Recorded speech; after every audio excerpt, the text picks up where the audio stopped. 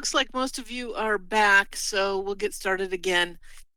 We've got one more little leg on this where we're picking up all the topics that are not very strongly emphasized, 10% or less combined on each of these exams. So for the quaternary geology, geomorphology, and superficial processes, a lot of this overlaps with the engineering geology.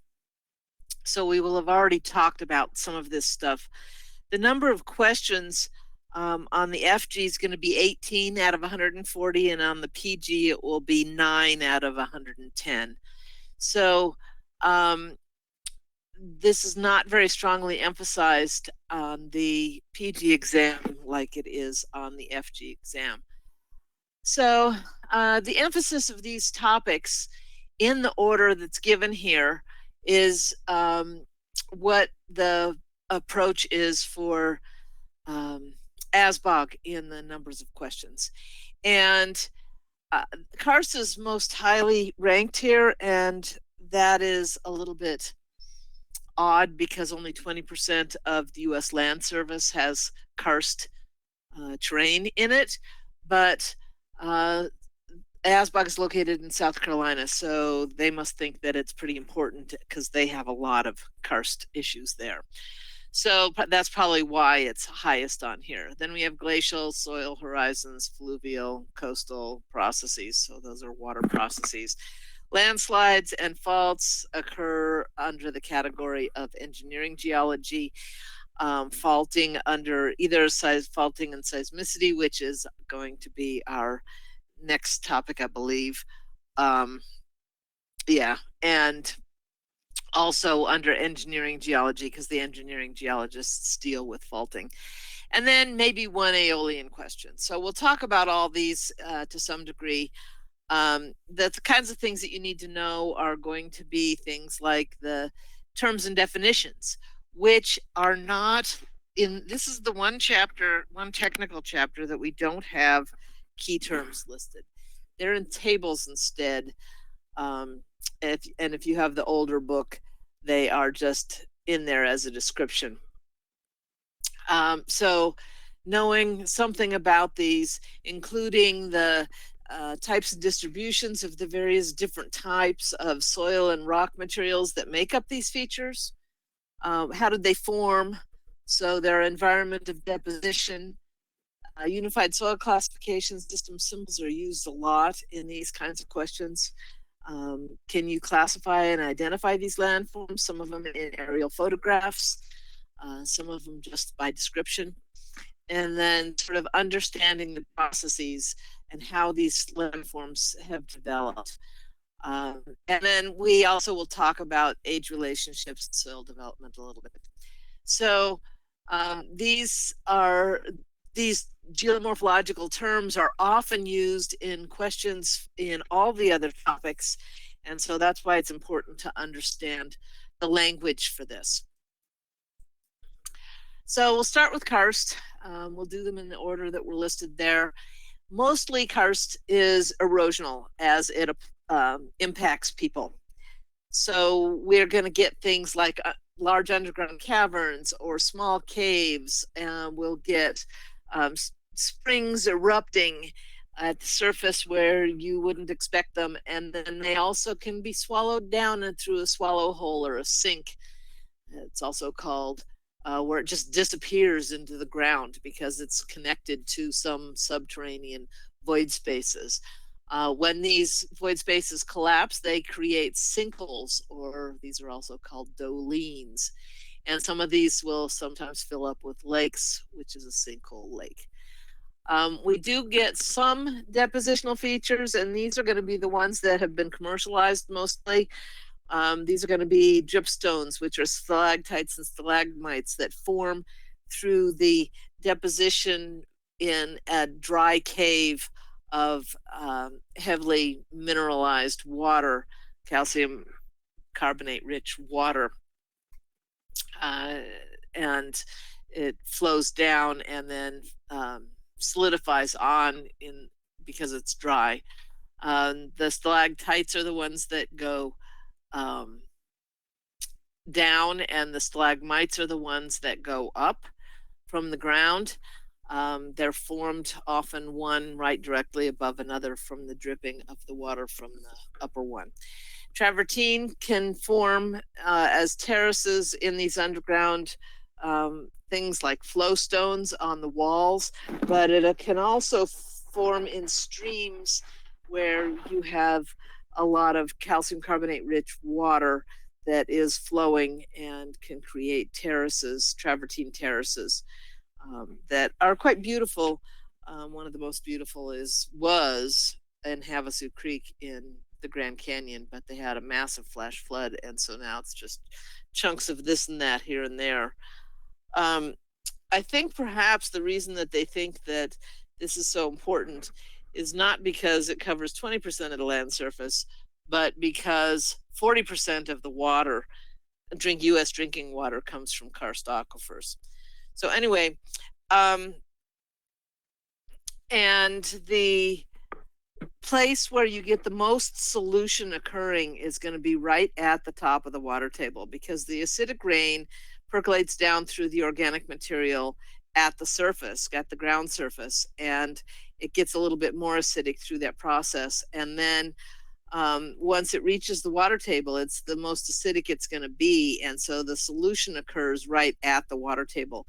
So the elevation of the caverns in the subsurface will be a pretty good indication of past water tables. But once it starts dissolving the limestone, then it becomes more basic. It neutralizes it, and it doesn't dissolve quite as much.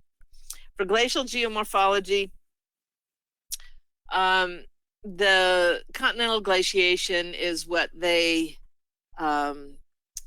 ask questions on more than alpine glaciation. Alpine glaciation is sort of limited to areas of mountains, like in Alaska or California or Colorado, the Rockies or the Sierras. And these features are much more severe looking. You get nice knife edge ridges called arêtes or calls. You get steep head walls that make up cirques. Horns are what's left above the glaciers as the glaciers are carving out the valleys. And these tend to be deep U-shaped valleys, but the main glacier will truncate a bunch of hillside valleys and create truncated or faceted spurs and hanging valleys. And the hanging valleys often will have a series of glacial steps that occur, and these are often filled with lakes called either paternoster lakes or chain of pearl lakes. And so each step will, at the bottom of the step, will have a small lake in it. And the photograph on the left is Alaska, where there is a lot of this alpine glaciation going on, and there are still glaciers that you can see those characteristics. With the continental glacier, that's mostly erosional. There are depositional features of different kinds of moraines, but the most interesting are going to be the erosional ones. The depositional the continental glaciation, which covers more of the U.S. than the alpine glaciation does, these are mostly depositional deposits, a variety of different kinds of moraines. The moraines are the debris that's left when a glacier retreats, and the glacier, underneath the glacier, you can get some ground moraine depositing when it's not scouring and it's retreating back. The farthest most glacier movement will leave a terminal moraine as it starts to retreat, and as it stops in various places on its retreat because of temperature changes or something, then you will get a series of recessional moraines. So any one glacier can have multiple moraines as it's retreating.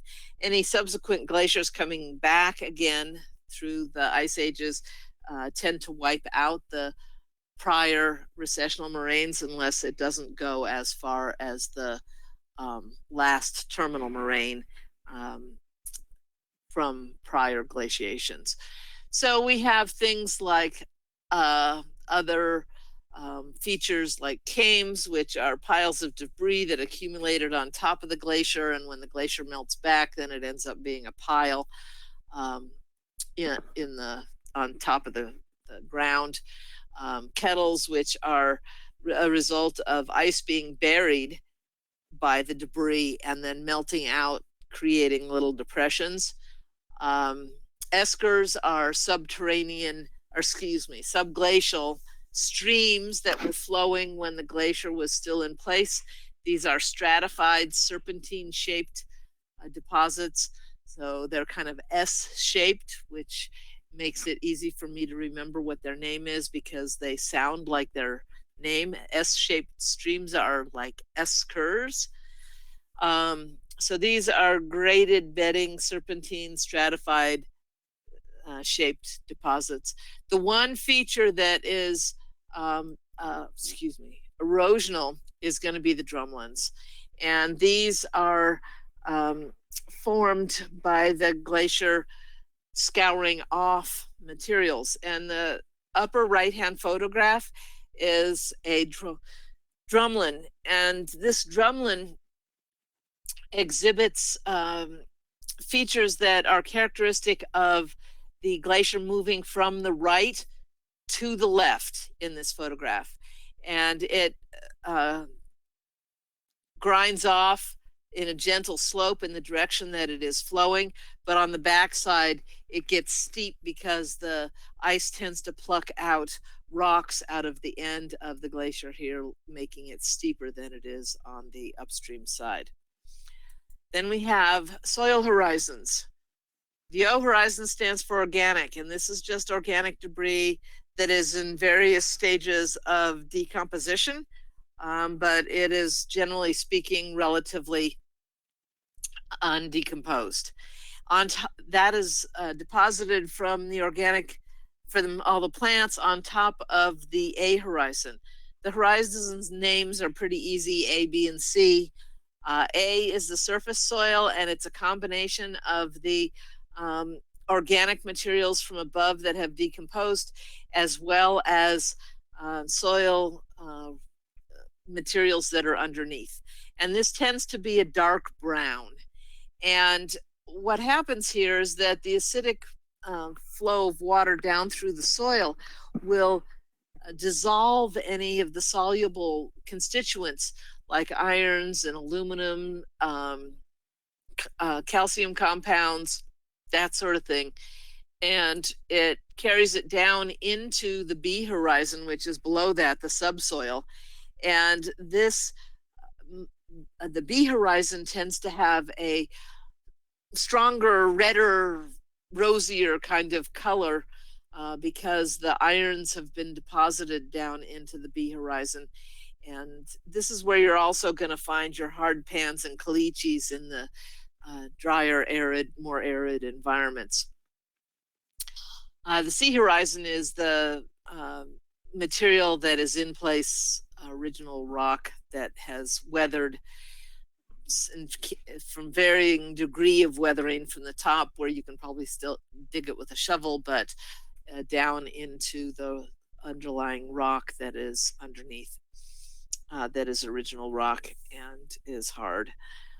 Then we have a slide here that shows what kinds of materials that you will get in various humidity levels. So where it's humid, you get lots of plant matter. So you get a lot of O horizon and A horizon. And that means that the B horizon is much lower. I forgot to mention that the zone of eluviation is the E meaning from, is where you take the soluble constituents come out of, and illuviation is the B horizon, and that's where it goes to, ill meaning to in Latin. As we get drier and drier through semi-arid, we don't have as many plants. we don't have as thick a horizon, and the B horizon is correspondingly closer to the surface. And in the arid environments, we have very, out in the prairies and the desert Southwest, we have very little plant matter, so very little O horizon, if any. And then the A horizon is correspondingly almost non-existent. And the B horizon is often close to the surface. There's a question here about the movement from a drumlin. Let me go back to that slide. In this slide, the glacier is moving from the west to the east, so it's grinding off this section slowly and gently in the direction that the glacier is moving, but on the back end of it, at this end, it plucks out the rocks and makes it steeper. So I hope that is helpful. Okay, fluvial processes. Some are depositional, some are erosional, and some are a combination of both. Depositional features are things like alluvial fans. And these form where streams exit mountain ranges and create cone-shaped depositional materials at the base where it goes out into the slopes leading up to the mountains, and that consists of mostly coarse-grained mixed with fine-grained materials, so it's well graded, meaning poorly sorted. Again, the Unified Soil Classification System symbols are given here in this table. The deltas, this is where these same streams will enter lakes, and then we get some very characteristic materials depositing top set, foreset, and bottom set beds. And the materials tend to be graded. So the finer materials are going to be at the top and the coarser materials are going to be at the bottom. The gravel bars and sandbars, these will occur when the volume of the water in a stream slows down, and so it can't carry the water as well because it's a lower energy environment. And these can form anywhere in the stream. In the straight sections, they tend to form in the center of the stream. If we have meandering streams, I'll have another diagram here where we find them and the inside is the turns, and these are called point bars. Natural levees occur when we go from a situation where we have a flooded stream, and that as the water recedes develops the deposition of the material that the floodwaters had been carrying, and allows it to deposit on the sides of the streams as the water slows down at the edge of the streams. And that gives you levee along the edge of the streams. The meander loops are erosional because they grow through undermining the banks on the outsides of the turns. And so that creates, as the water slows down, the faster water's on the outside of the turn, which I'll show you in a minute. And it's erosional because it moves in the direction that the outsides of the turns are. And these will grade down to peneplains and pediments, which are pretty similar. One's slightly inclined, the other's flat to gently undulating, and these will develop at the base of mountain ranges that erode away the hillside. What's left outside the mountain ranges is our peneplains and pediments. Inselbergs are the remainder of that pediment surface that it has been eroded away. Braided streams I mentioned yesterday, these are streams that we get when we have alternating flooding and dry periods, and the deposition occurs in the middle of the stream channel in a braided pattern. the streams will try to follow the path of least resistance after the flooding has stopped and has deposited a bunch of stuff in its way, so it makes it a little bit more difficult to keep track of. Stream terraces, the stream terraces are a result of a stream getting an older grade and makes a floodplain where the stream moves back and forth within the floodplain, making deposition. And then if there's uplift upstream or there's a massive storm of some sort, then it will erode down through the floodplain deposits and create terraces on the sides of the streams. And sometimes, depending on the history of the site, if there are multiple uplift episodes, then you can get multiple stream terraces marching down the hillsides as a result of that occurrence. Here's our meanders. We have, in the meandering streams, the fastest water in the stream is in the outside edge of the turn. And the faster water, wherever it is going to create a scour pattern in the stream. That scour pattern tends to center in the river in the straight sections, but in the turns, it's the deepest part is in the outside of the turn. And what's happening here is that if there's a particle of water coming down the stream here, if it chooses to go to the outside and then come back in, it has to travel a lot farther to be able to get there. So it has to travel faster to get there than it does if it takes the inside route. So the inside route is going to be slower water, which allows for the development of point bars at the end of this inside turn. And the scour is on the outside of the turn. Sediment transport. Basically, this is steeper to flatter. And generally speaking, this is for mountain drainage basins. This is not for flat areas, prairies and such. But the steepest stuff is going to be a bedrock profile. And this is in gradient, not percent grade. You'd have to move the decimal place 2 places to be a percent. So the steep stuff, basically it carries everything in the water. There's exposed rock at the bottom, and there's very little deposition with a pretty high transport for anything that falls into the river. As we go down with the flatter and flatter gradients, then we tend to have less deposition, or more deposition, excuse me, as we go down, and it gets flatter and flatter down here with the pool riffle and the dune ripple. These are generally equal deposition with,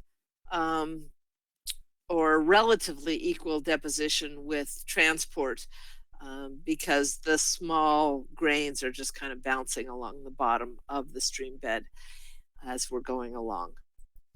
Then we have coastal geomorphology. The East Coast and the West Coast are very different. And the East Coast is a submerging coastline. It's a lower energy environment, except for when they get hurricanes coming through.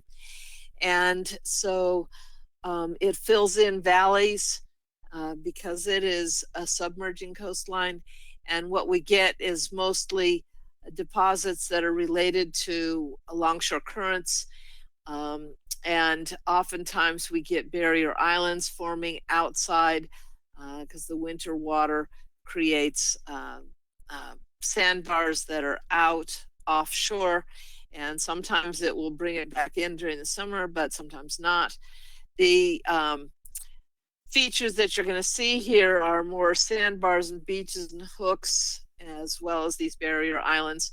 And then we get some lagoons that form.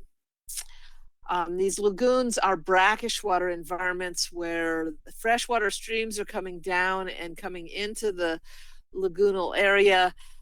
They get blocked off by spits and bars, and the salt water can still travel through the sandbars. And so it's brackish water contained within those lagoonal areas. When we get to the West Coast, it's an emerging coastline. There is ongoing uplift along a good portion of the West Coast. And this is a much higher energy environment because the rocks that are jutting out cause the waves to break much more violently than they do when they just wash up on the beach. We do get some long, skinny beaches at the base of these cliffs, but oftentimes we just have these really interesting features of arches and caves and stacks and skerries that are offshore and moving into shore with the skinny beaches. And what happens when we have this uplift is that the headlands were the original ground. And as it has uplifted, what used to be this beach is going to be uplifted for a marine terrace.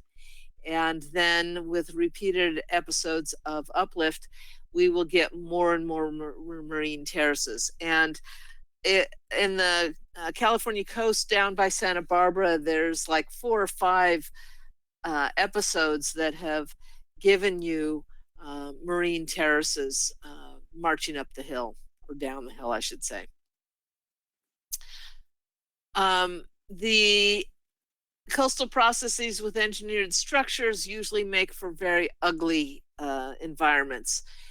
People install jetties because they want to keep the beach stable in front of their house. But when we have longshore currents, beaches are just rivers of sand. So as long as we have a source that is upstream along the shoreline, we will get a continuous beach that is maintaining its width pretty much universally all the way along, unless there are some great big storms. So when you install jetties, it interferes with the flow of that beach and creates deposition behind the jetties, which, if unmaintained, will form a spit off of the end of the jetty. But the other piece of this that people don't think about is that on the back side of it, we get eddies developing, and the eddies will eat away at the beach behind the jetty. And so you just get a scalloped shoreline. And then the next guy down says, oh, well, you stole my beach, so I'm going to steal whatever is left that's coming. And it doesn't pass down, and you get a shoreline like you can see here in the North Shore of Chicago, which is not particularly attractive. When we have harbor mouths, we have a harbor that is up this river. They'll often put jetties on both sides to protect that. But again, the sand gets backed up behind the jetty. If they don't maintain that by removing this sand and dumping it downstream of the river, then they are going to have a spit that closes off that channel, and they'll have to dredge to be able to do that. So this has got to be completely maintained on a regular basis if you're going to keep that river mouth open. And again, the other thing that happens is when this sand is not making it down to the area that is below the second jetty where we have eddy created, then this can eat back until it hits the river and changes the face of that river entirely, because it will begin to flow outside of its original river channel, and then the harbor can exist no longer. And down, particularly in the Carolinas, they put a lot of breakwaters, I think, to protect from the hurricanes that come in on a regular basis in the summer. And that breakwater will make quiet water behind. So the beach will expand behind the breakwater because the water is quiet, and again can rob from the beach that is downstream, because that water is quieter, allowing the sand to drop out. Landslide geomorphology. I talked about this quite a bit in engineering, so I won't spend a lot of time on it, but it's kind of interesting because different types of landslides have different speeds. And when we are looking at the speeds of these movements, creep is obviously the slowest. And what happens on creep slopes is that anything that's on that slope that is inanimate or not alive is going to be tilting. So telephone poles, for example, will tilt. Power poles will tilt. But the trees don't. And you can tell whether you've got creep slopes going on because they tend to be a little bit rumply.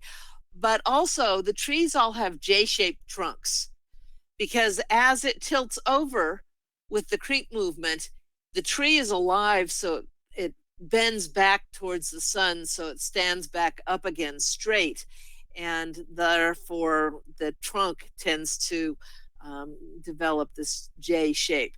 The other slow ones are going to be things like rotational slides, translational slides, block slides, and lateral spreads. Those all tend to be relatively slow unless they're triggered by an earthquake in saturated ground, and then they can occur relatively rapidly. But the rapid ones are going to be the rock falls and topples because they just lose their support from underneath and fall, free fall sometimes. Debris flows and debris avalanches. Avalanche sounds fast, and it is indeed. So these flows and earth flow, debris flow, debris avalanches, these are going to be relatively rapid movements. Now, an interesting example of this is in the 1981, 82, and 82, 83 rainfall years in San Francisco Bay Area. They had two back-to-back heavy rainfall winters. And the first one, on January 4th, 1982, they had 14 inches of rain in something like 4 or 5 hours, and it supersaturated the ground. And the ground couldn't hold together. And so they got a bunch of debris avalanches that happened very rapidly, caused a lot of property damage, and they weren't in places that you necessarily would have thought that they would have been, but they did tend to occur in the swales. They didn't even have to be very deep swales to get this to accumulate there. And the water, the supersaturated soil, couldn't hold on to the slopes any longer, and it just let loose. The following year, we didn't have any storms like that, but it didn't ever stop raining. And it was more like what I call Seattle rain, where it just kind of rains lightly or mists all the time. And so after 2 years, or during the end of 2 years of this rainfall, double normal rainfall, it ended up reactivating a lot of the old rotational slides and translational slides on the hillsides in the Bay Area. And these were much bigger slides than the debris avalanches were tended to be. So they could be a whole city block or a couple of city blocks, and impacting a lot of homes that were there to create issues with that. And this is where I was doing the floor leveling research, as well as monitoring the movement of the houses by marking their foundations. Because that's the groundwater rose up and just reactivated a bunch of stuff that hadn't been active in recent years. Fault geomorphology. Strike slip means that the faults are moving horizontally with respect to one side or the other. And the strike slip, if it is right lateral strike slip, you stand on one side and look across to the other, it's moved to the right. If it's left lateral, what you're looking at on the other side has moved to the left. So the block diagram in the upper left shows an offset fence. That's right lateral. The stream looks like it's probably been offset as well. But the aerial photograph on the right at the top, these are aerial photographs that are singles from a stereo pair. They have only once in my knowledge used a stereo pair, which I didn't think was fair because I can't see stereo without a stereoscope, and some people can. So I would prefer to look at a single if that gives them unfair advantage when that happens. But anyway, this is a fault trace that is very linear, which is characteristic of the strike slip faults. And you can see that in this block diagram. We get long linear valleys and linear features, offset drainage channels and sag ponds, because the rock gets broken up in the fault zone and it gets eroded away more easily. So these very linear features make up the typical strike slip faulting. And you can see this in the photograph. What we have here is left lateral, because if you're standing on this lower block looking across to the other side, that is moved to the left. This has an interesting secondary feature that is drag folding from relatively soft rock that's being dragged along the fault zone. And this is active. You can tell that it's active because this is alluvium down here, and that alluvium is relatively young in age. And so you can still see that line, that ruler straight line almost, down here in the alluvium as well. Now, there's a special kind of strike slip fault called a transform fault, and this is where we have oceanic ridge crests that get off, that form offset. And you can see this if you look at a relief map of the Pacific Ocean.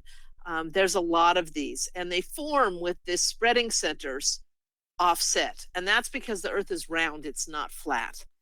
And so these offset spreading centers, the only part that is actually moving in opposite directions is the segment that is in between the two spreading centers. And so one might be inclined to look at this and go, oh, well, that's a right lateral strike slip fault, because the ridge crests are offset and in an apparent right direction. But in reality, this is left lateral movement, because when we stand on this close block and look across to the far block, what's on the far block is moving to the left with respect to the close block. So this is left lateral transform movement, because it's only moving in between these ridge crests. Then we have normal faulting. The hanging wall is the part that's above the fault. It has moved down with respect to the footwall in normal faulting. And you can see a good example of this in a couple of places. This is Bora Peak, Idaho, where in 1983 they had a magnitude 6.9 earthquake, and this earthquake created a fault scarp that was 8 feet tall. This is a stadia rod, so that's how I know it's 8 feet tall, because that's how tall they make those rods. And so this is from a normal fault. We are looking at, in the foreground, the down drop block, and the background, it's moved up respectively. And the Wasatch Mountain front is like this too, where we have, and this is kind of interesting, because people would look at this and go, well, that looks like the triangular facets that you get in glacial valleys, but it's not. For one thing, these valleys are not U-shaped, they are V-shaped, which indicates that it's a stream erosion as opposed to glacier movement. But what happens when you have uplift, you can see this in this up-thrown block or down-thrown block, respectively, of the block diagram in the upper right-hand corner. And we have the uplift, which makes the scarp, and then the streams continue to erode and start to erode down through it. And in a cross section, it makes what's called a wine glass structure to start with. And then when these streams get old enough and they have eroded all the way down to grade, then we get these triangular facets that are fully developed here for the streams all the way down to grade. And the fault runs right along the base of these mountains. So these mountains have uplifted. This is the Salt Lake Valley in front of the Wasatch Mountain front in Utah, and it's very characteristic. When you have, there's a special kind of growth fault called, normal fault called a growth fault, and this growth fault is ongoing sedimentation while you are having movement on the fault. And so the hanging wall deposits tend to be thicker than the ones that are on the footwall because the stuff's eroding off of the footwall onto your hanging wall. And this is an ongoing trigger also for the movement because the hanging wall gets heavier and heavier with all that debris and triggers more movement. Then we have reverse or thrust faulting. Reverse fault is where the hanging wall, the one on top, has moved up with respect to the footwall. And a really nice example of this is this photograph from Whitman College that has, this is a cliff face. And you can see these beds, these marker beds, are clearly offset in two places, actually. There are two of them here in this cliff face.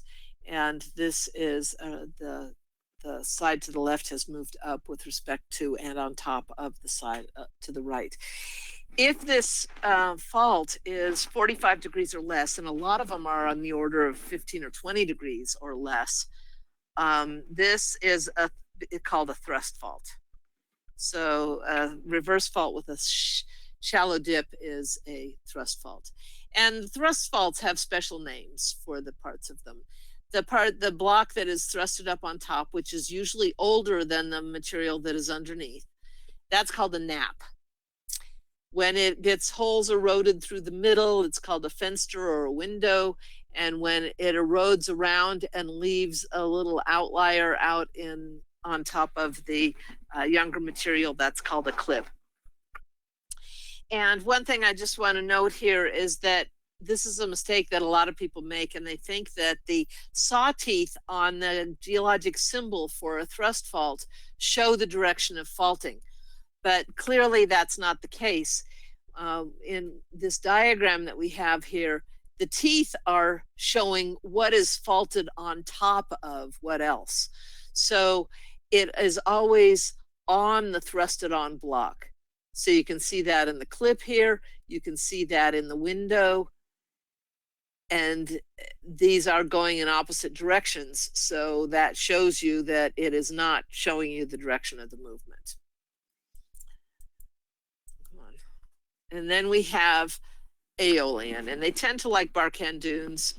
Basically, which way is the wind blowing and which way do the tails go?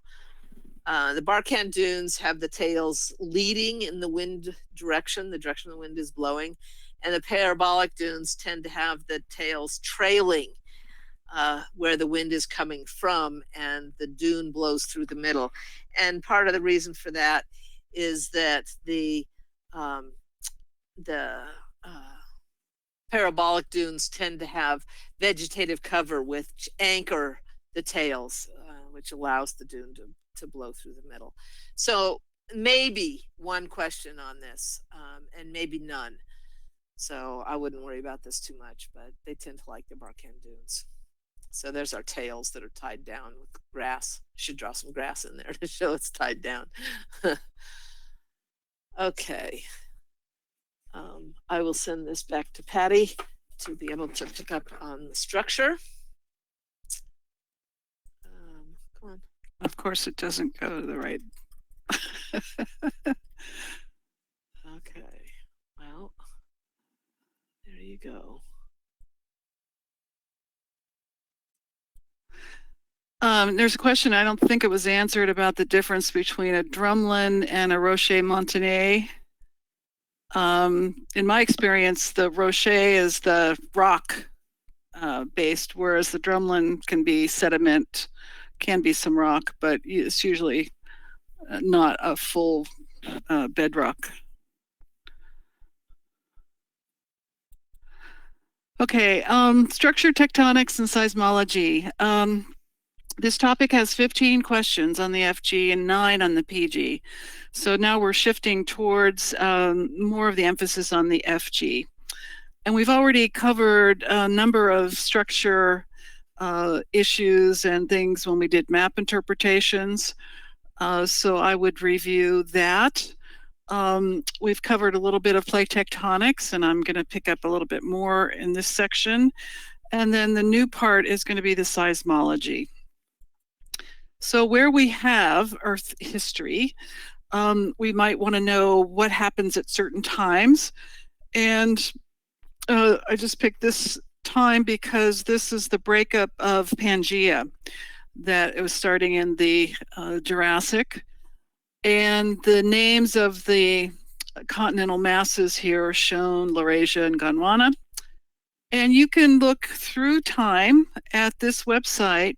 This was a website by a colleague of mine who used to make little flip books, and now it's all on the computer, so you can get a sense of Earth history. So, for example, Rodinia was a continent back in about a billion years ago that broke up, and then Gondwana was the next one, and then Pangea. But just take a look at this. There might be one question or so. You might also want to think about the age of oceanic crust, because as it subducts, we don't have really old oceanic crust. So about the oldest is Jurassic in age, about 180 to 200 million years ago. You should also review your orogenies. Eastern US had 4 major ones, and probably the one they'll ask about is the Alleghanian, when North America and Africa collided and caused the Appalachian Mountains. The Rocky Mountains, we have 2. We have the Laramide, which is fairly recent. And then in the Western US, we have at least 4. The Nevadan is what created the Sierra Nevada Mountains. And currently we're undergoing some uplift of the Coast Ranges, but that's not a major orogeny, so it's not included here.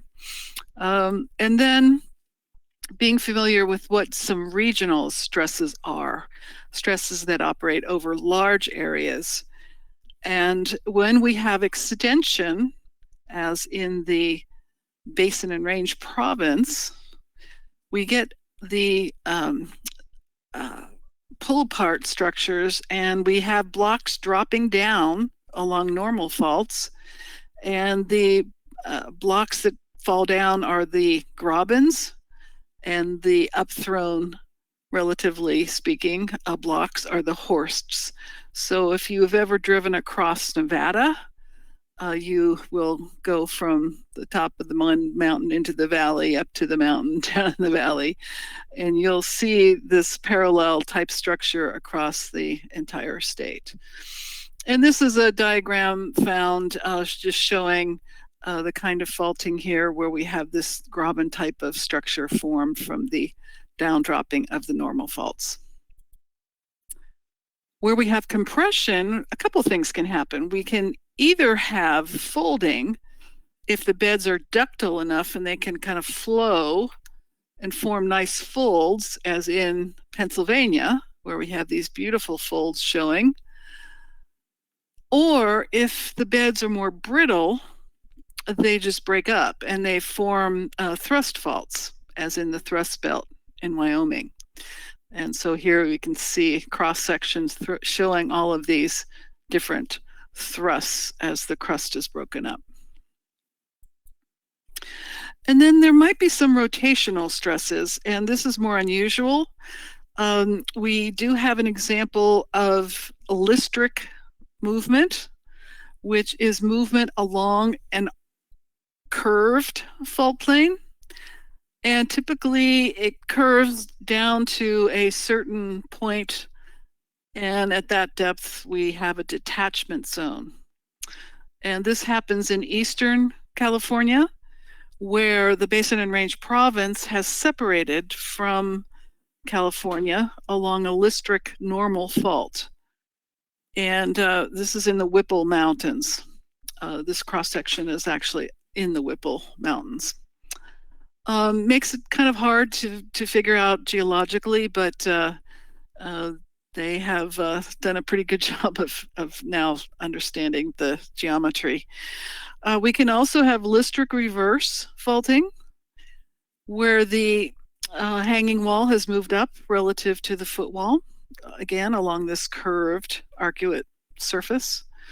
And it's kind of reminiscent of a slump, where we have this arcuate slip surface and the back tilting of the block. But this is a much smaller feature than these listric normal faults that are occurring over a large area. For earthquake hazards, our biggest hazard is ground shaking. And we have a number of faults in California that do not come up to the surface, and they are called blind faults. Many of them are thrust faults that occur around the Los Angeles area and also around the Bay Area. And they're dangerous because we don't know that they're there necessarily. And they're also more dangerous because they, as thrust faults, underlie a greater surface area. So our urban areas are built above these, and a magnitude 6.7 can have more damage along one of these blind thrusts than a 6.7 on a vertical fault because of the shaking. The shaking underlies a large area. We can also get site-specific effects, like at the top of ridges or in basins. The waves will hit the boundaries of the basin and then ricochet back in. So the shaking can be much longer in a basin as it hits the boundaries and gets reflected or refracted back in. Fault rupture.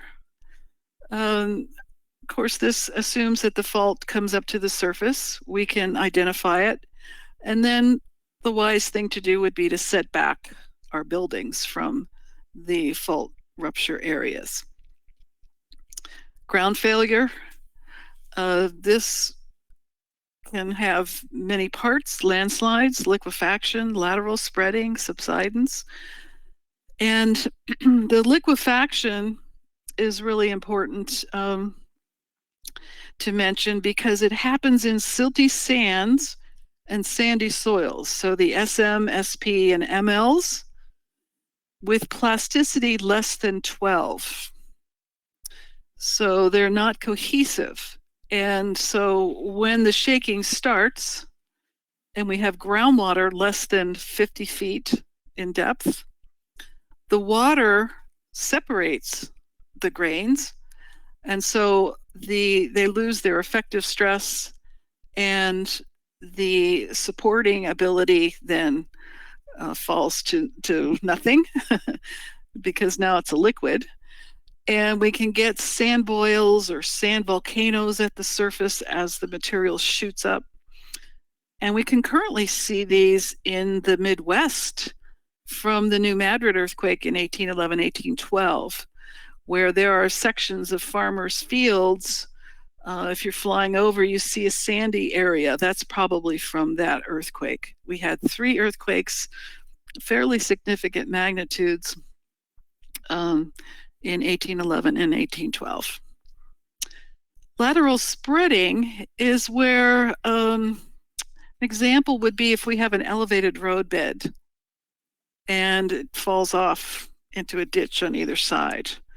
And as the shaking happens, the material moves sideways. And so you get kind of a stair-step fashion of the side of each of the roadway. And then the road itself is going to be disrupted. So we saw that recently in Alaska when we had that earthquake. I think it was November 30th, about 2 years ago now. And it was on the Glen Highway where cars got stranded because of the lateral spreading. And then subsidence. Don't have a good example of that, but that can also be a problem as well as landslides. We also have aseismic movement. And this is movement without an earthquake. So we have examples of fault creep, where the fault is moving, offsetting cultural features. We have triggered faulting, where the earthquake happens on one fault and adjacent faults move as they're adjusting to their new positions. And then we have afterslip. And this is movement we've seen after the Napa earthquake in 2014, where without aftershocks, we've had some movement. It could be just a couple millimeters, but it went on for about a year and a half after that magnitude 6 earthquake. So that was pretty interesting, because usually Caltrans gets out and they fix the roads as soon as possible. But then if you missed it one day, you might you might go out and see it the next day, because it kept moving. And then finally, tsunami. These are very destructive. We have sources near shore, up in the Cascadia subduction zone, capable of a magnitude 9, and distant sources, which occur around the Pacific. And there are some sources in the Atlantic, most potentially the Canary Islands. And we also have the potential for large landslides to happen, as in the Gulf of Mexico. And that would happen without any warning and cause a tsunami. So if you are at the shore and you do feel shaking, the best thing to do is not wait for an official notice, but as soon as you can, go inland and go as high as you can. We've had a lot of fatalities from tsunami. Sometimes people try to compare intensity values with magnitude. The intensity scale was developed for the effects of the earthquake, and it was based upon your construction, your soil type, and where you were relative to the epicenter. And so we had multiple values of intensity, 1 through 10. Currently, the USGS has taken the 10, 11, and 12 and combined that into one value of 10, because it's a lot of damage. The magnitude scale, on the other hand, is a measure of the energy that's released. So there's only one value of that. And we use the moment magnitude as our magnitude scale. It may be called the Richter scale by the press, but the USGS policy is to use the magnitude scale. I think at this point they're not even bothering to try to explain it to the press. It's a measure of the physical characteristics. So it's looking at the area of rupture and the amount of slip that has occurred and how rigid the rock is. So when people tried to compare it, they used a lot of different mathematical formulas. And it kind of boils down to this. For increases of 3, 6, and 9, we have increases of magnitude of 2, 3, 5, and 7. And you can find many examples where this does not hold. It either underestimates the magnitude or overestimates the magnitude. So important is to understand some of the key places in the intensity scale. 3 is where we first feel the earthquake if we're near the epicenter. 6 is where the chimneys start to fall down. And 9 is where we're getting considerable damage to our structures. Now, I just want to go over this quickly because you often hear misinformation. And we want to make sure we understand the difference here. When Richter came up with his scale, he had this seismogram of an earthquake, and the first wave that arrived was the P wave. And then when the shaking really got going, that marked the arrival of the secondary or shear wave. So he looked at the time difference between the arrival of the P and the S wave, and he plotted it. And then he said, all right, I'm going to say for each magnitude on my new scale, I'm going to have the height of this highest wave be 10 times greater. So he measured that height and put it over here, and then he drew a line in between to get the magnitude.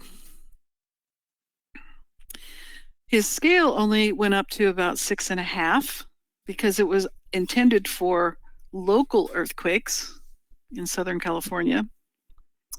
And when it's used to estimate magnitudes for the large earthquakes, it will underestimate the magnitudes.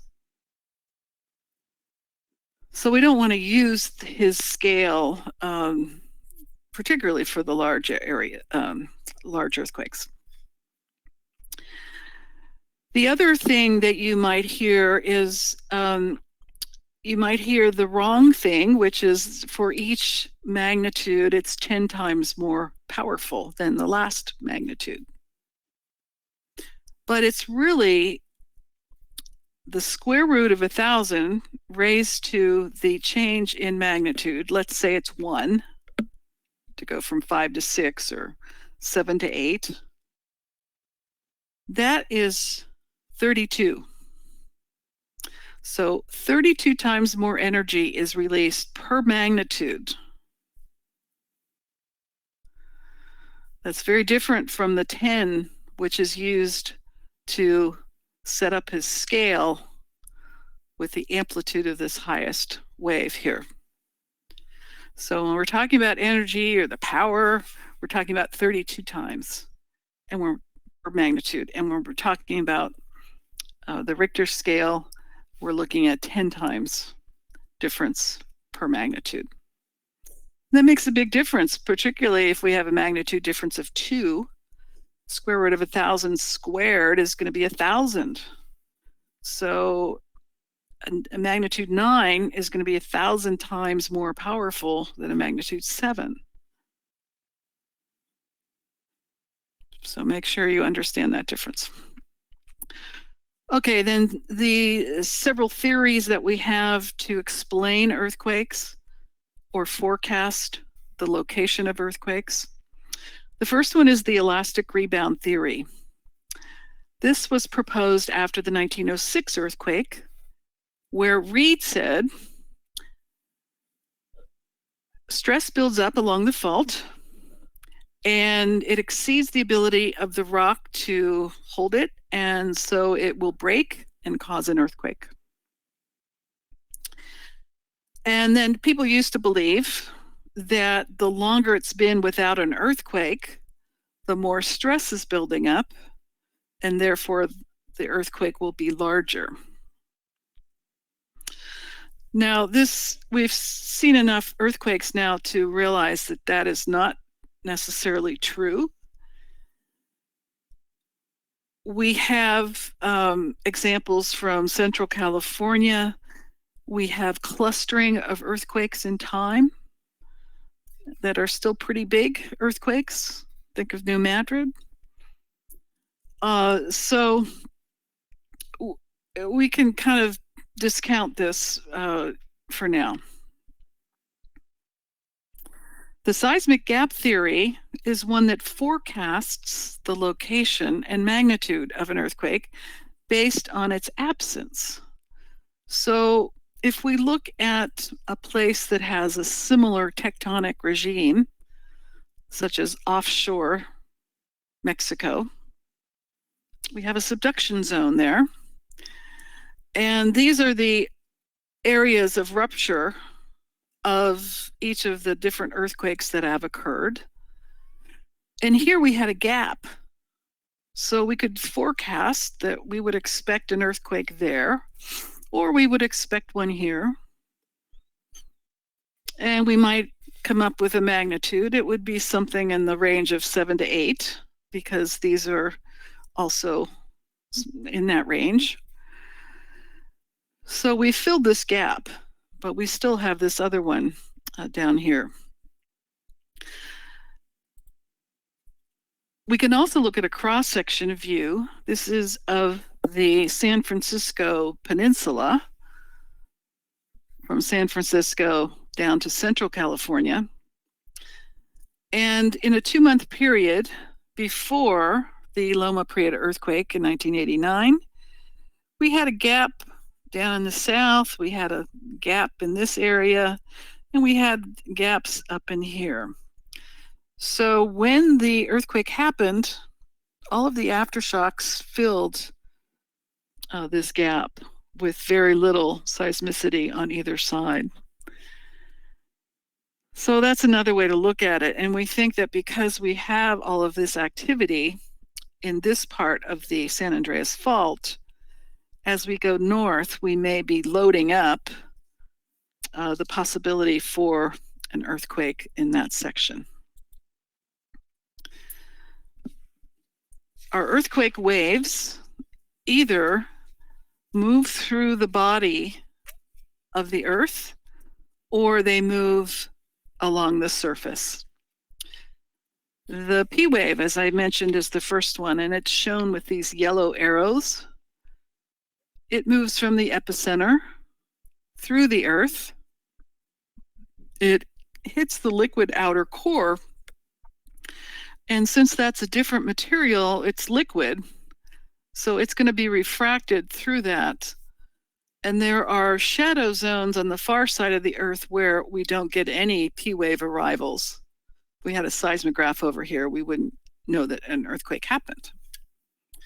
The S wave comes down, hits that liquid outer core, and then it disappears because it can't travel through liquids. Liquids can't be sheared, so we have a shadow zone that goes all the way around the earth here, incorporating the P wave shadow zones and then this middle section as well. So here's an example of the kind of motion that we get. The P wave travels as a sound wave, so it's going to compress and dilate. So you can see it stretched out and then it comes back. So compresses, dilates, and then it compresses. The S wave, where we get most of the shaking, you see that wave come through and it's moving us up and down. And so that's going to create a lot of damage. We then get surface waves for the really large earthquakes. And the first one is the love wave, and it has a side-to-side motion. And then the Rayleigh wave is the last one, which has a retrograde elliptical motion. So what is that motion like? Well, I think of this as I'm out in the ocean, I'm floating behind the wave break, and I feel the pulse of the wave come through, and I feel it pushing me forward, but then I come back to my original position. So when you put all of these together, we really create a lot of damage from these different motions. Now here's where we are interested in finding out the first motion of an earthquake, whether it's up or down at our particular location. And we can do this using what's called a focal mechanism or a beach ball. And these beach balls are just StereoNet depictions of the fault planes and the dip, the strike and the dip, and therefore the type of motion. We shade the areas where we have movement up and that's going to be tension or shaded areas. And where the motion is downward, it's going to be compression or pressure, and that's going to be the white areas.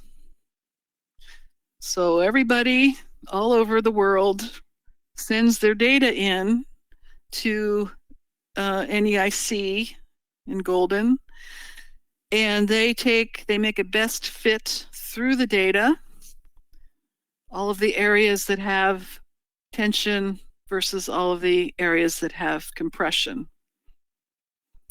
And they fit these fault planes through. We always have 2 fault planes. To interpret this, we want to stand in the middle and look across one of the fault planes. So this fault plane is striking to the northwest. And if we look across it, the gray area is on our right. That's shown by this block diagram. So it's a right lateral strike slip fault because it's vertical. The faults go through the center of the stereo net, so they're vertical faults. And then the other fault plane strikes to the northeast. Stand in the middle, look across, and the gray area, the shaded area is on the left. So here's the left lateral strike slip fault. If you saw this beach ball along the San Andreas fault or the Hayward fault or the Calaveras fault, you would say, well, the main strike of the fault is to the northwest, and the motion is right lateral strike slip, and the auxiliary motion has a northeast striking fault with left lateral strike slip. Now, if you didn't know the type of fault movement to expect on a particular fault, and you got something that looked like this, we have 2 fault planes that dip in different amounts. Over on the side with the T, that is maybe a 45-degree dip. And over here on this side, it may be 20 degrees or so. But they're both striking to the northwest, as shown in the block diagrams. The T side is dipping more steeply versus the other side shown here. And whenever the center of the circle is white, it's going to be normal. Whenever the center of the circle is gray or shaded, it's going to be reverse. An oblique is going to be a little bit more unusual, but it has a combination of both a reverse movement and some sort of lateral movement as well. So if you want some practice, just make up some beach balls and show the different strikes and dips. On the first one here, we have a strike in this direction, and it's a vertical fault, so we can show that symbol. And the second strike is shown here with the vertical symbol there. That's going to be a strike slip fault. This one, the center is white, and this has some oblique movement. But because the center is white, it's mostly normal movement. And then we could look at the strike here. Here's one, and here's the other. So basically all we're doing is interpreting our stereo nets, coming up with a strike and a dip, and that allows us to come up with the type of faulting that we have and showing the first motion of the earthquake.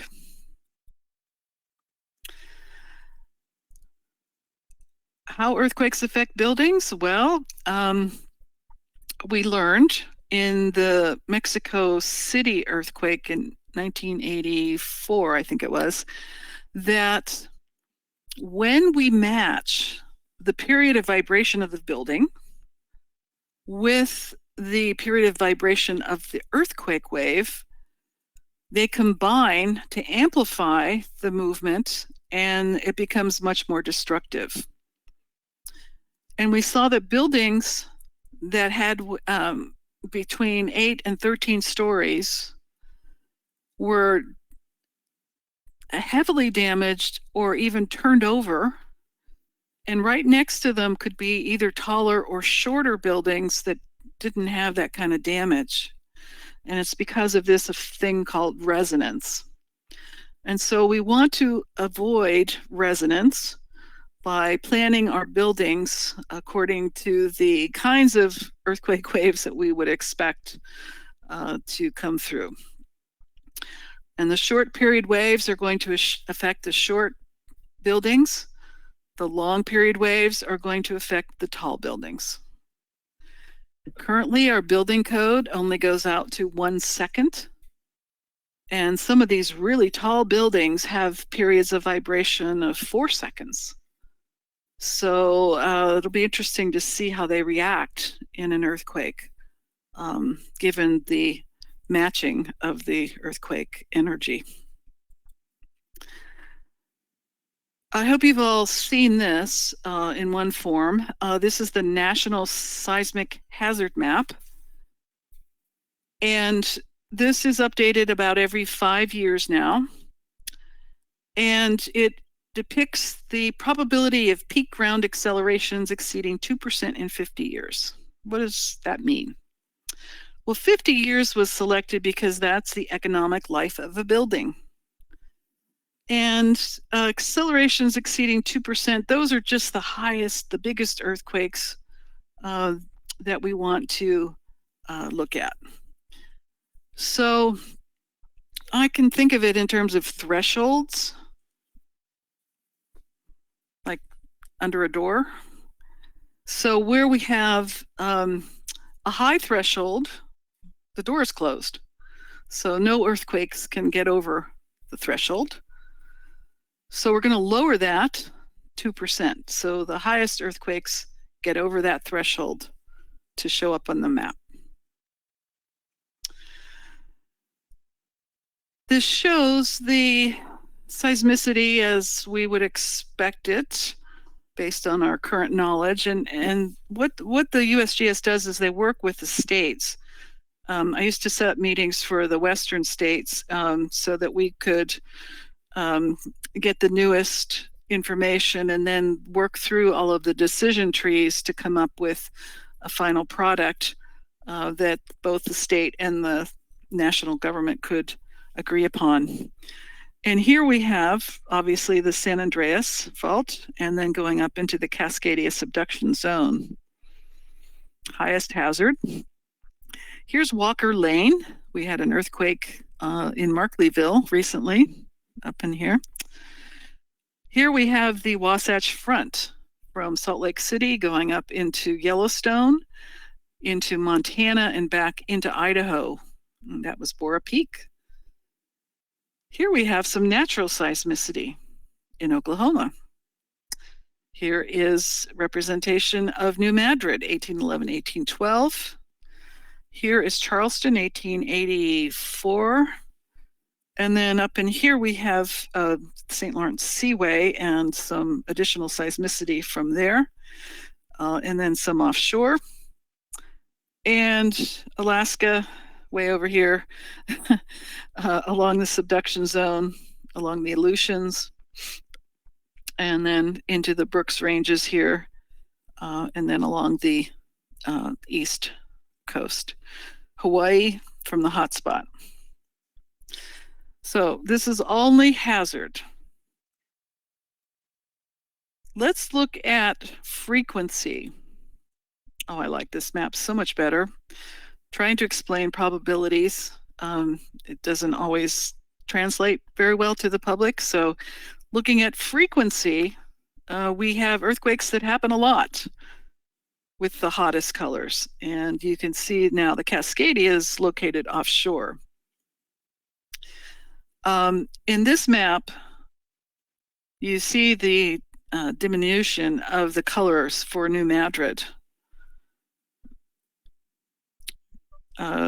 question about the cause of the New Madrid earthquake. Well, we think it could be some crustal unloading from the glaciers, but there are some faults through here. The Real Foot fault zone comes through here.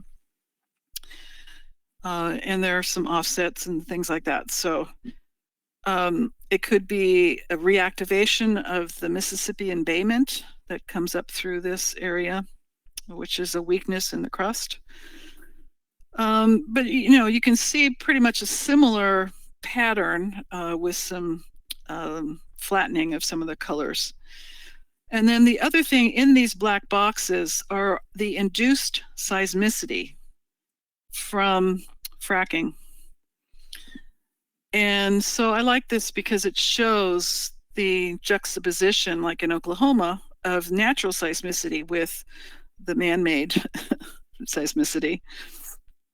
And the basic areas where it's occurring across is just as you would expect: Texas, Louisiana, up in the Rocky Mountains, and then over here from Marcellus and Utica. So when we talk about return periods, what is shown on the map is a return period of about 2,500 years. And that becomes the basis for our building codes, that level of seismicity.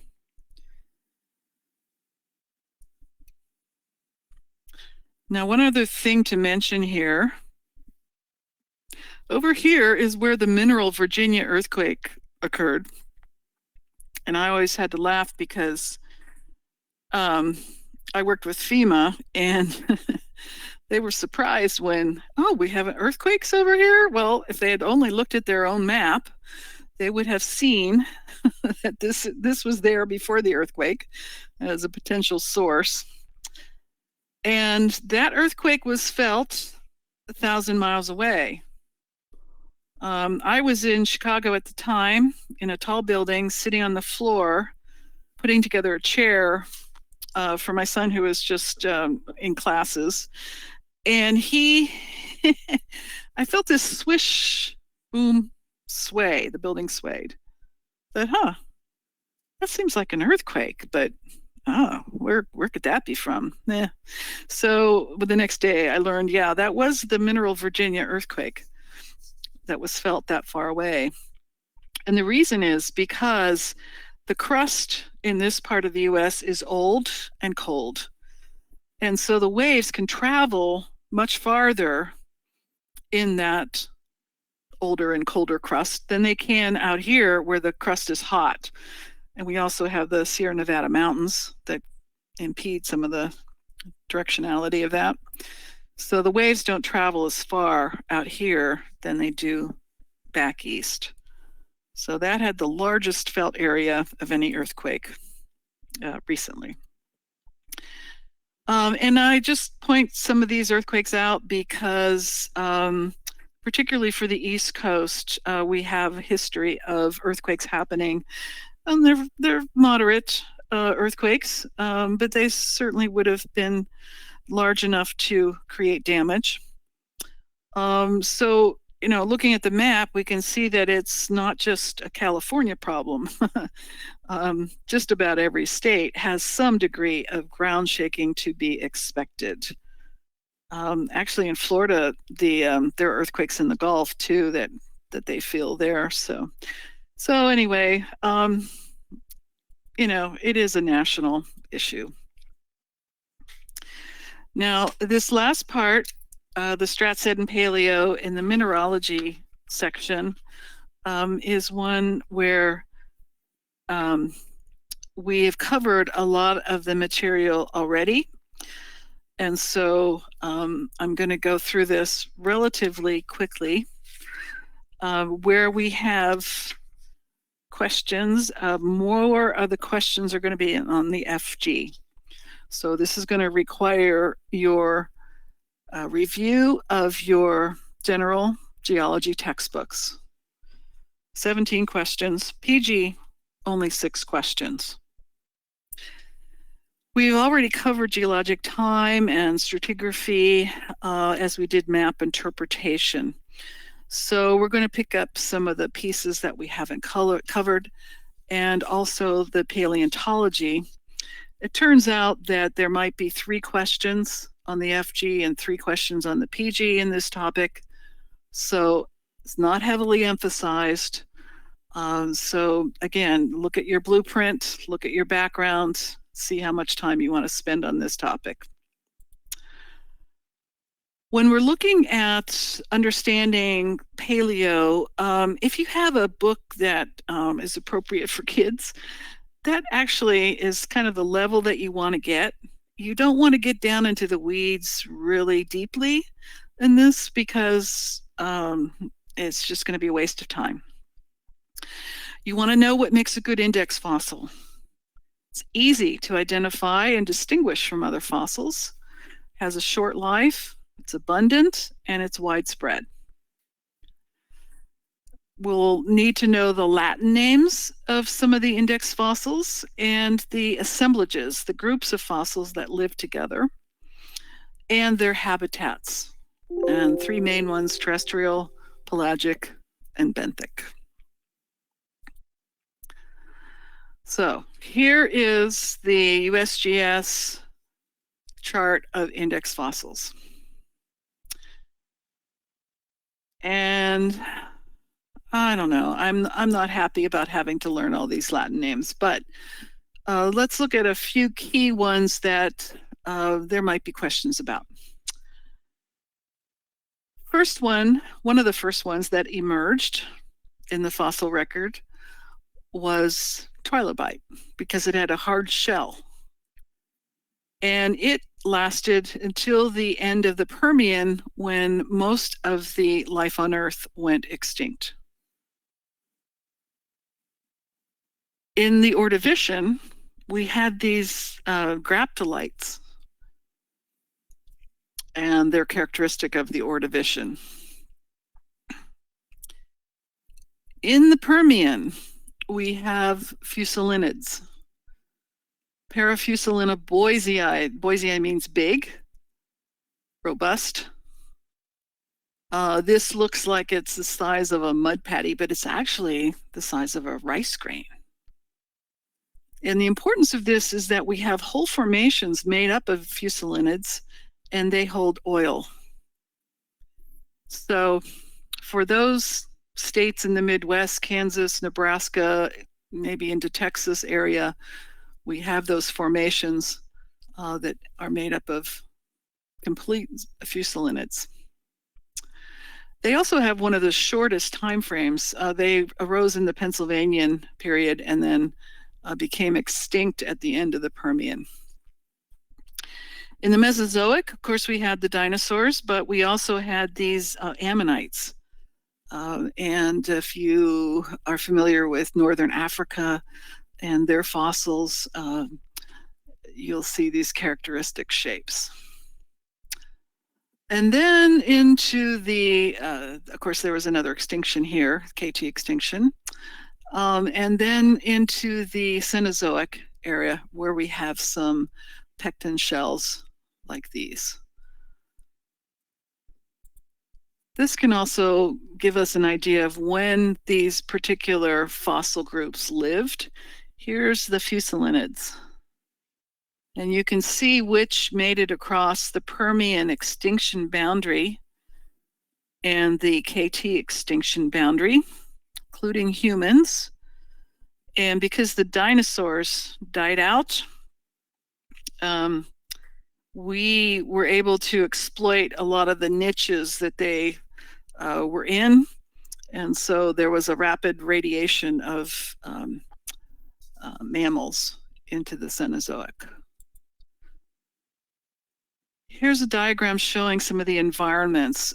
We have the neritic zone, or littoral zone, I should say, where we have the tidal areas, low tide and high tide. And then we have the neritic zone, which goes out to the edge of the continental shelf. But anything seaward of the low tide line is considered to be pelagic. Then we can divide vertically the pelagic into whether we can get light penetrating, as in the euphotic, and that is a little bit shallower than the continental shelf in general. And then below that, the aphotic environment. So in the abyssal plain, very little light, if any. It's very dark down there. Plankton is anything that's drifting in the pelagic. So things like diatoms, forams, dinoflagellates is included in the term plankton. And the importance of them is that they consume carbon dioxide and make most of our Earth's oxygen. And they also provide food. When they die, their shells go down to the bottom of the ocean, and they transport that carbon, which can then accumulate over time and form hydrocarbons that we can exploit. And we have found recently that because the temperatures are going up in the ocean, the productivity of these areas where we have a lot of plankton is decreasing. So we have some deserts forming and expanding where there's a reaction, there's a sensitivity to that heat. Also, the acidity is going up as well, and that is killing some animals. Now, you'll notice that climate change is not a topic on the blueprint. But as geologists, I think it's really important for us to have some knowledge about what are some of the fossils that can indicate climate change. And this is a good one. This is called Globigerina beloides. Here's the name. And it's a foram. And it makes an ooze. And it's been around since the Eocene.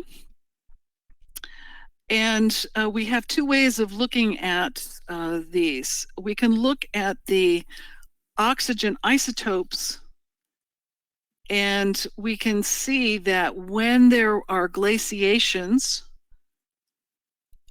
the O16 gets locked up into those glaciers. So the ratio of O16 to O18 is going to be different. And just as a reminder, what's an isotope?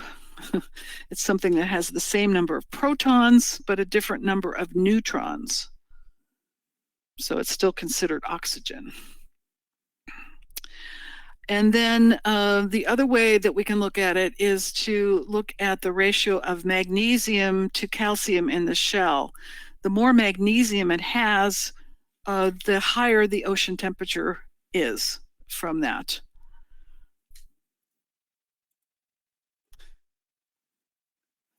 Not just 2 extinctions, but 5 throughout time.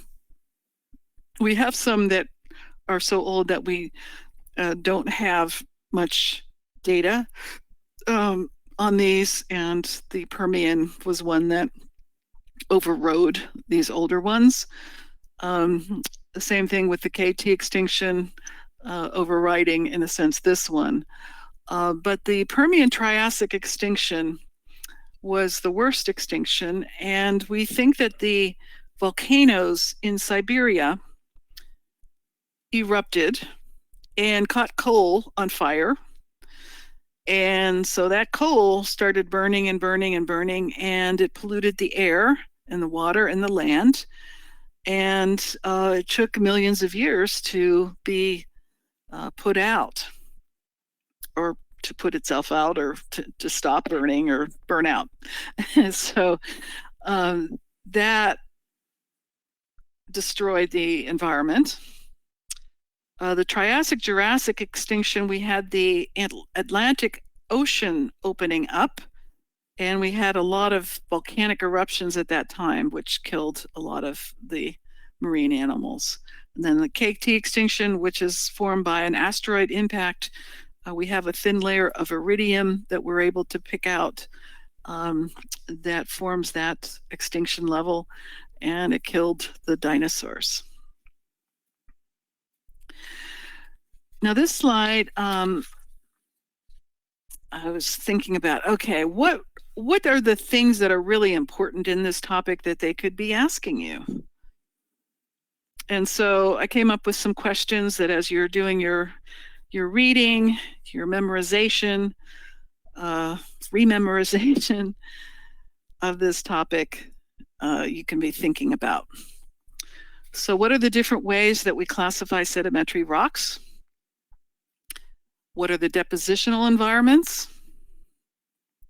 What are the expected deposits? And how do we correlate these deposits? There are different types of correlation methods.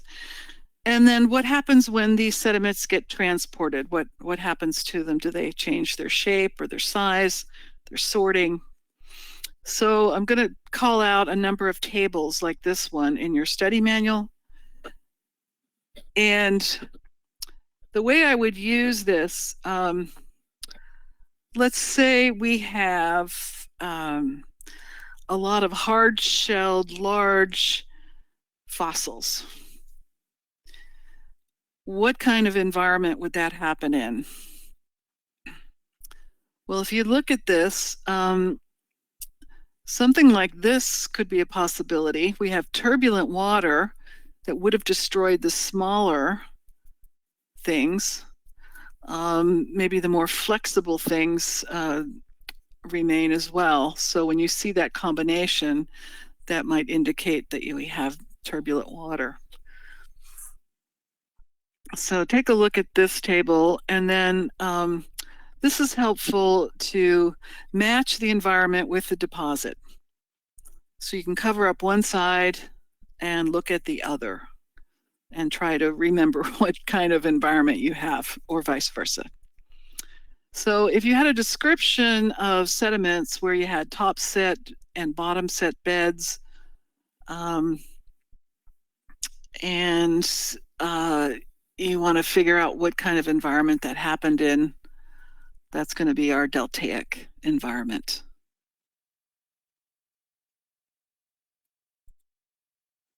And then what happens with the grain size, shape, and sorting of different environments.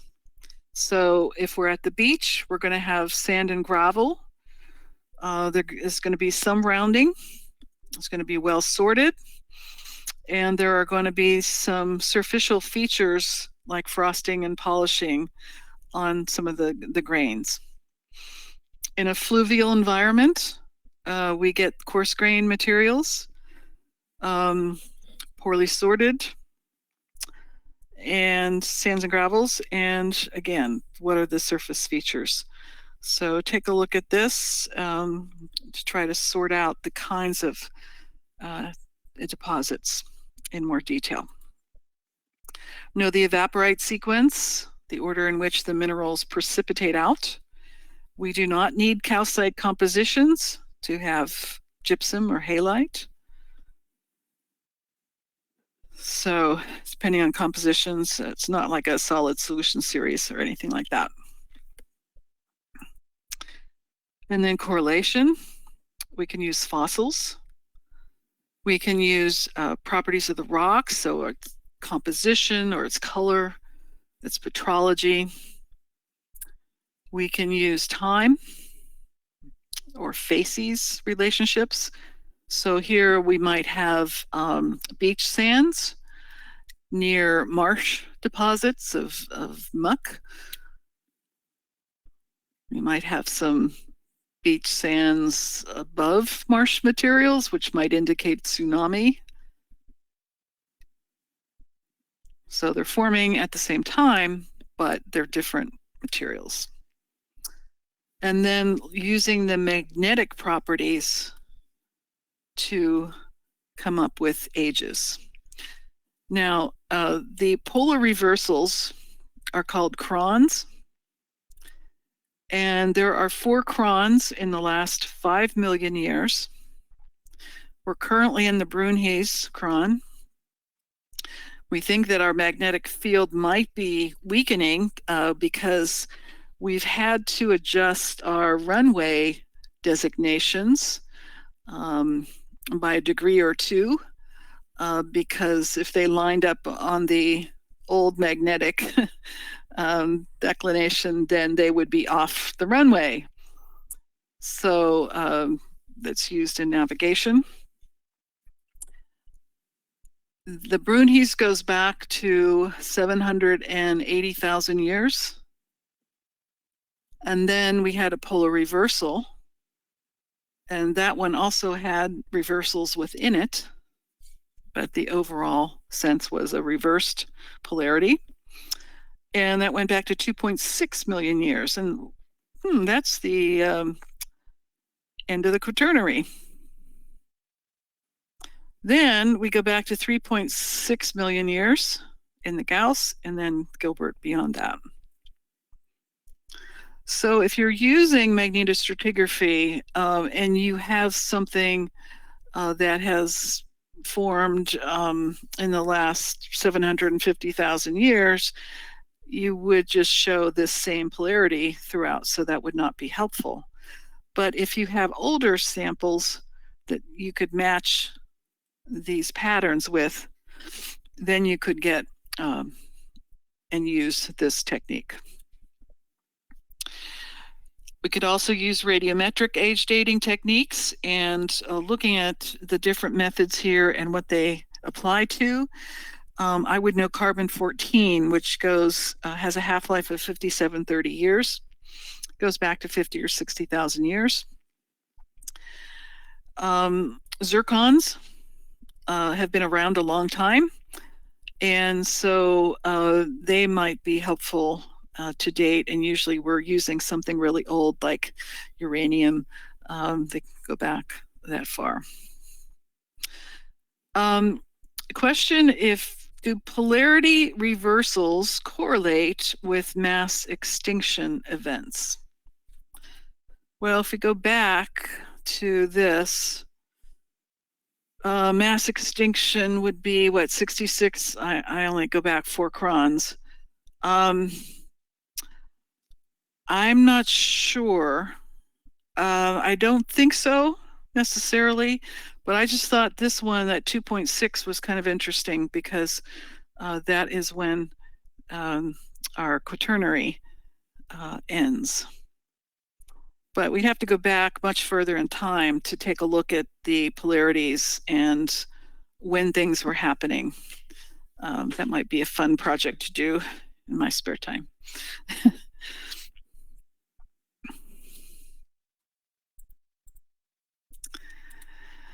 So looking at carbon-14 half-life, if we have 5 half-lives, what we need to do is to take that 5730 year and multiply it by 5 to get the age. And if we have a starting material with 5 half-lives, we will double the material to get a starting material here. That's not as useful. But here you can see some of the half-lives that are also used for some of the other dating techniques. Strat columns, these are really important. We've talked about these already. I'll just mention, first of all, lithologies. It's important to have the proper lithology symbols showing for the descriptions of the materials, and the contacts shown as definite or unconformable or faulting.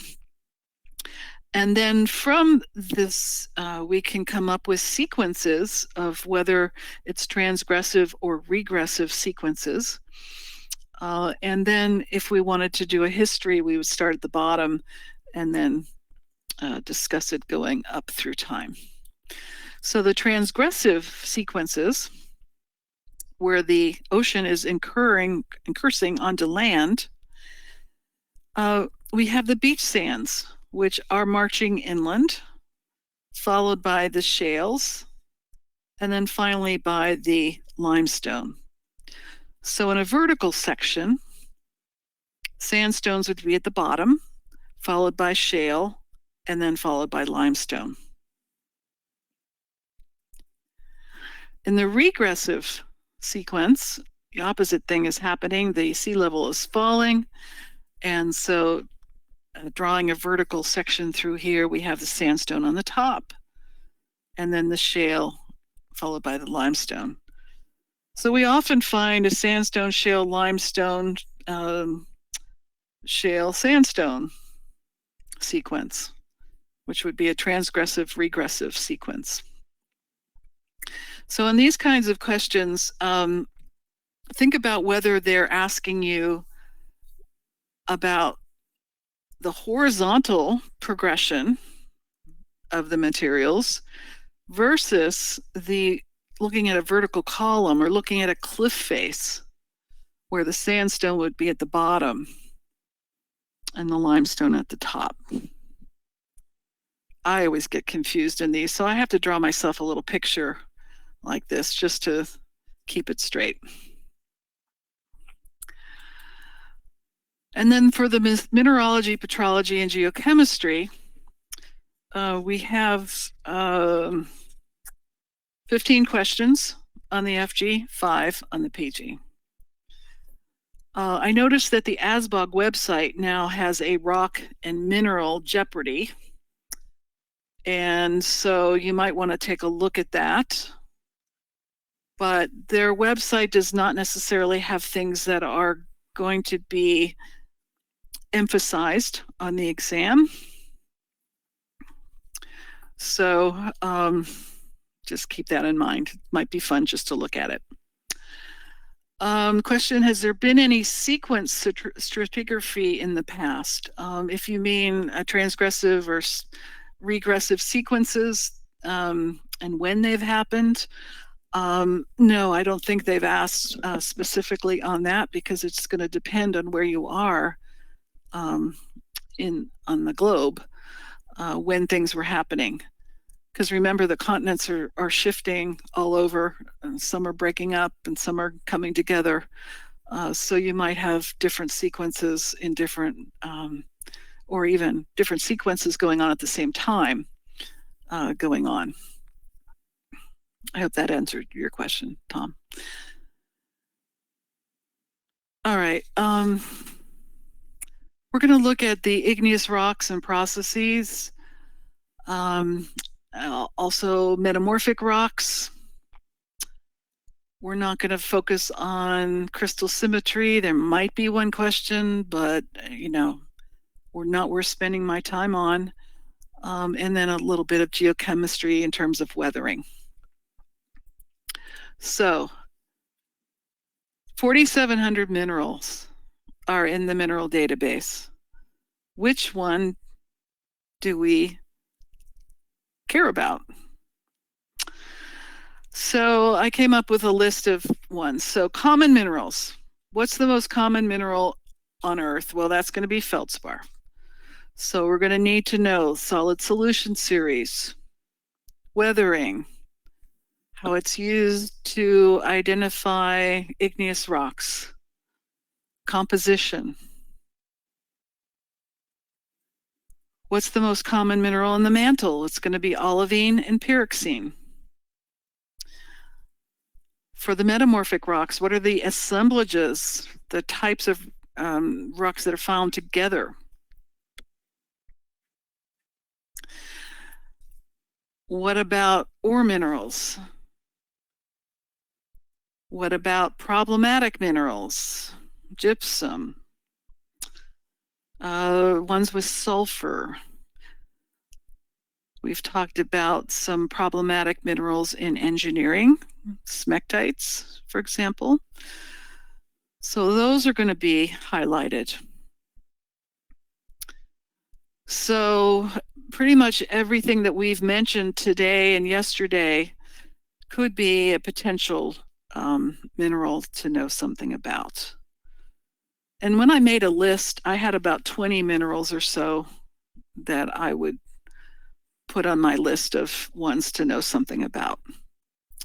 For the rocks, we need to know something about their origin and composition and the plutonic and volcanic equivalents and the weathering. So I went back to this table again, and this time I focused on the feldspars with examples from each of these groups. Like, for example, pyroxenes, single chains, amphiboles, double chain. Sheet silicates are going to be often the clay minerals, and then framework silicates are going to be your feldspars. Here is the solid solution series for feldspars. As we increase the calcium, we go from albite to anorthite, and as we increase the sodium, we go the opposite direction. We use this in igneous rock classification.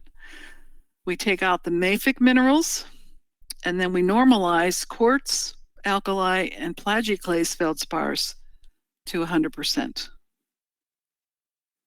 And I did not put names in here because you don't need to know 40% of this and 30% of that and so on equals some name. But what I think is more helpful is to look at the plutonic and volcanic rock names. These have the same composition, but are formed differently. And you can see the granite and granodiorites and tonalites are the light-colored rocks because they have a lot of quartz in them, whereas these others are darker, have very little quartz. So know that. And then the various textures. Here, the top row is for plutonic textures, and the bottom row for volcanic textures. The difference between phaneritic and aphanitic is that we can see the crystals with our eyes, whereas in the aphanitic we cannot. Same thing is true for the porphyritic. And then for a specific type of pegmatite, we have graphic granite, where the grains are more ordered and give a nice pattern. Pyroclastic, it's going to be tearing up the wall rock, and so we have inclusions of different kinds of rock here. And then vesicular is where we have a lot of gas. So they form these bubbles and then they break, leaving holes. There might be a question on phase diagrams. Lisa reminded me how to do this. 30% anorthite, starting composition. As it cools, it reaches the liquidus. It starts solidifying. So we have a combination of liquid and mush in the yellow area. And eventually everything solidifies out here at the solidus. Then we can read down to the composition. Metamorphic rock classifications based on foliation and the characteristic minerals. So if I gave you a combination of jadeite and garnets, those form at very high temperatures and pressures, that would be indicative of an eclogite, for example. And this is kind of helpful, I find, for some things. It's called a facies diagram. I don't think it's that popular these days, but what we have is this bottom row as contact metamorphism. We have albite, that feldspar, showing up at moderate temperatures, but when the temperatures increase, it goes away. It's also found in green schist at moderate pressures, but as we increase the temperature, it goes away. Up here we have eclogite. So that is something occurring at very high temperatures and very high pressures. And then this grouping, blue schist, green schist, prehnite, pumpellyite, and zeolites. If you're in California, you should recognize that as the Franciscan group. And that formed in a subduction zone. we have mostly the green schist and prehnite pumpellyite with a little bit of blue schist and a little bit of zeolite. So it's somewhere in this range of pressure when it formed. So that would be how I would look at this graph. Bowen's reaction series. We have the continuous series of feldspars. So we need the composition of anorthite to create bitownite, next one, and so on. The discontinuous series, we don't need the composition of the prior one to have to show up on this side. What we've also found, besides the order in which the minerals come out of the magma, is the stability to weathering. So the things that come out first are the least stable to weathering, and that's why we don't see too many anorthite deposits. Whereas we have a lot more quartz and muscovite and albite because it's more stable. Okay, I didn't want to show you this at the very end, but this pertains to sulfur. And again, as a review, pyrite forming in this reducing environment, bring it up to the surface, starts weathering, becomes more acidic when we add water, and we want to bring it back to the reducing and basic side of the diagram. And as we saw, there are a lot of sulfide ore minerals. So this could be a problem that we need to address. Weathering of granite. In arid environments, we have mechanical weathering predominating, and that carries away the clays, leaving us with the quartz sands, which is called grooves. In humid, temperate environments, the feldspars weather to montmorillonite, which is a smectite. That is an expansive clay. And in the humid tropical environment, we get the chemical weathering. Feldspar weathers to kaolinite. And when we get large accumulations of aluminosilicates, we can form bauxites, which then are exploitable for aluminum. But basically, kaolinite is not a problem, but we do get some deep red soils from this chemical weathering. Asbestos, 6 asbestos minerals. To review, most common form is chrysotile. Probably the most dangerous form is chrysotillite because the fibers are so short, they can be inhaled very easily. So we want to be able to identify our asbestos minerals, and this just gives us some of the uses that we can expect them to be used for. And then finally, our last topic.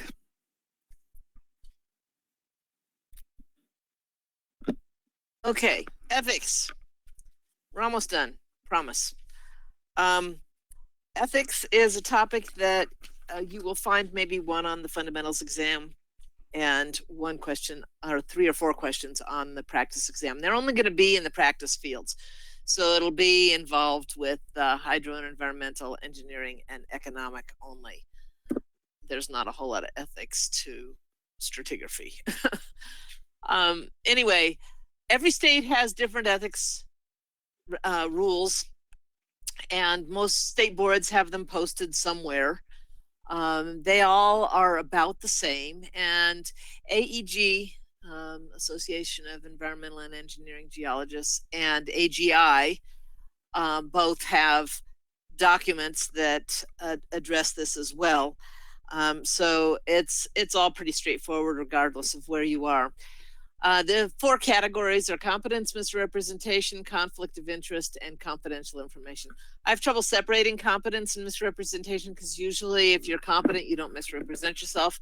And if you are incompetent, you do. So they kind of go hand in hand. But conflict of interest, these kinds of questions are sometimes difficult to decide whether or not they are a conflict. And so things like getting paid by 2 different clients for the same job is obviously a conflict. If you have a spouse that works in a competing company, can it be a conflict? Maybe, but not necessarily.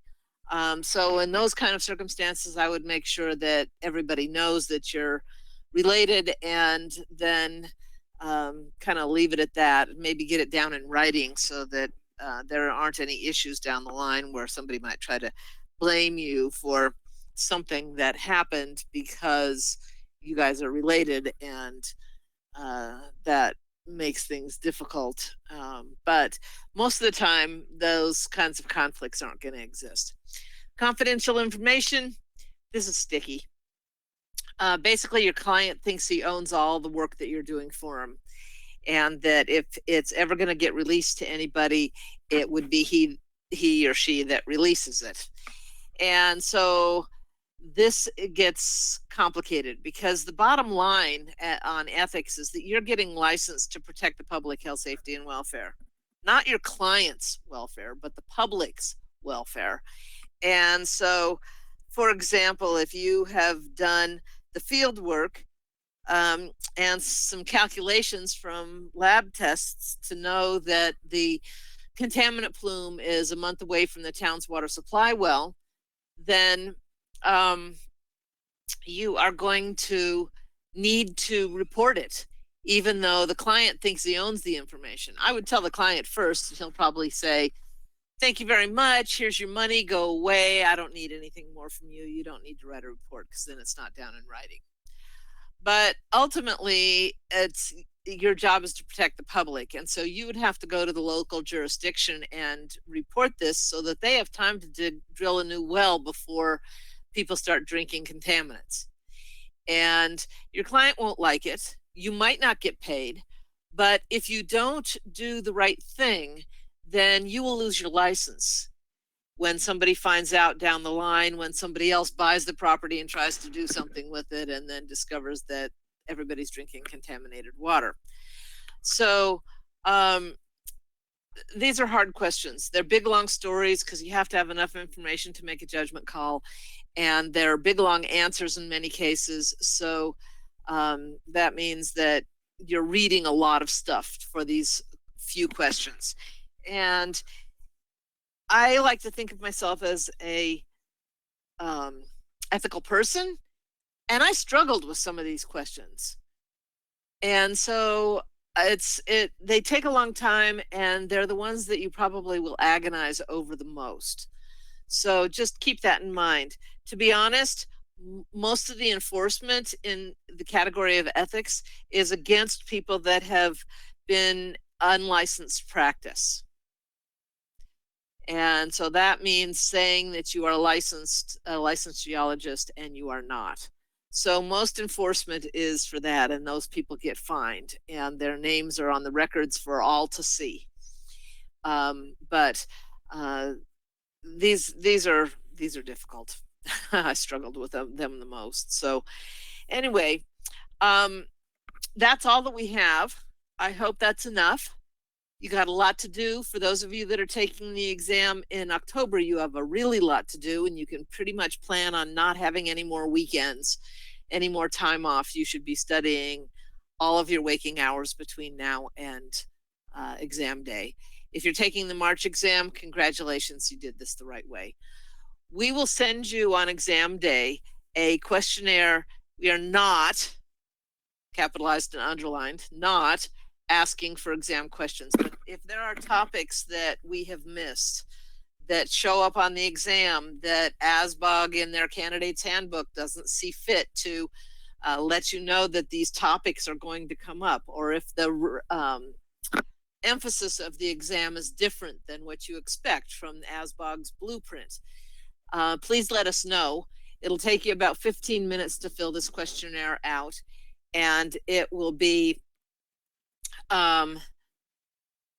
helpful for us to make sure that we address any of these topics in either the course notes or the presentation or the study manual for the next group of you who are preparing for the exam. So much appreciated if you can help us with that. Then about 2 months out, when the exam results start coming out, we will send out a SurveyMonkey survey, which is a report card for us. And this is where you tell us whether or not you passed the exam. And this is how we keep our statistics. And as long as we are continuing to be about 20% to 25% ahead of the national average for exam pass rate, then I think we're still doing our job. If not, maybe it's time for us to retire. But anyway, if you could spend, that one will take about a minute. So if you could just respond to that quickly and let us know how you did, that is a big help for us to know how we did. So in the process here, try to remember why you became geologists in the first place. It's because we all love this subject so much. Even though now it's a little bit more stressful because you're having to cover your entire college career in one exam on one day, and having to study for that well after you've been out of school is difficult. But try to remember, and good luck and have fun. We will stick around for a few minutes if there are any questions, and otherwise we will shut it down. So good luck.